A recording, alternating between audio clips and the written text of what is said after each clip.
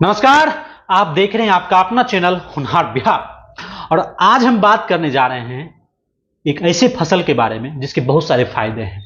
वो फसल है चीना। आप जो हमारे साइड में जो वीडियो देख रहे हैं, इसमें जो दाने दाना जो आपको दिख रहा है, इसको ही चीना कहते हैं और इसको इंग्लिश में प्रोसो मिलेट कहा जाता है।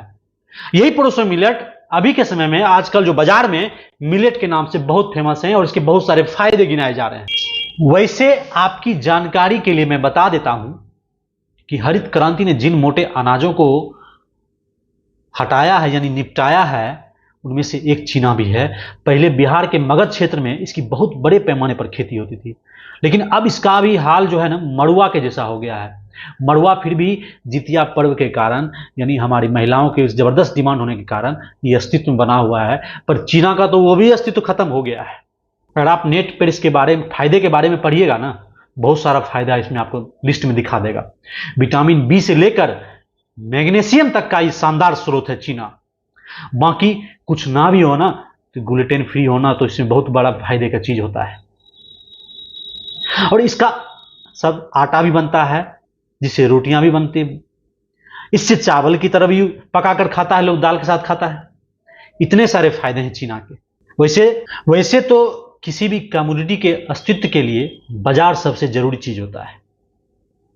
जिसका बाजार होगा ना उसका अस्तित्व भी रहेगा, जिसका बाजार जाएगा उसका वजूद भी जाएगा। ये कन्फर्म है। और यह बात जो है इंसानों पर यानी ये फार्मूला जो है इंसानों पर भी लागू होती है और तमाम दुनियादारी भी इसी फार्मूले से तय होती है।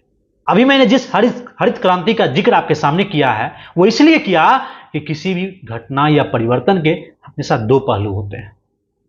हरित क्रांति का एक पहलू है, इसने हमें अनाज के मामले में आत्मनिर्भर ही नहीं किया बल्कि निर्यातक भी बना दिया है। ये बहुत अच्छी बात है। लेकिन इसी का दूसरा पहलू यह भी है, इसने तमाम फायदों के लिए कई सारे मोटे अनाज और देसी अनाज जो हैं यानी बीमारू अनाज जैसे गेहूं को हमारे ऊपर थोप दिया। गूगल में जाकर पढ़िएगा इसके बारे में ये क्या चीज होता है। लेकिन ये मामला जो है यहीं से तय नहीं होता है, उससे बड़ी जवाबदेही सरकार की है। सरकार ने या तो इरादतन इसका बाजार जो है खत्म कर दिया या सब कुछ होता हुआ देखकर भी सरकार चुप है। इधर कुछ रोज से मिलेट की क्रांति बाजार में कुछ आई हुई है, पर अफसोस है कि क्रांति सिर्फ सरकारी है, असरकारी नहीं है। अभी के दौर में बिहार के कुछ एक क्षेत्र में चीना की खेती हो रही है। शायद अगले कुछ सालों में खेती ना के बराबर हो, ऐसा सुनने को भी मिल सकता है। इसमें कोई आश्चर्य की बात नहीं है। बिहार के मगध क्षेत्र के एक किसान से एक चीना के भाव पूछने पर उन्होंने बताया कि पिछली बार की फसल में से जरूरत निकालने के बाद बचे माल का निपटारा करना था और भाव के चक्कर में बहुत दिनों से मामला टल रहा था। अभी भी थोक में जो भाव मिल रहा है वो किलो के हिसाब से 30 रुपए किलो बैठा है।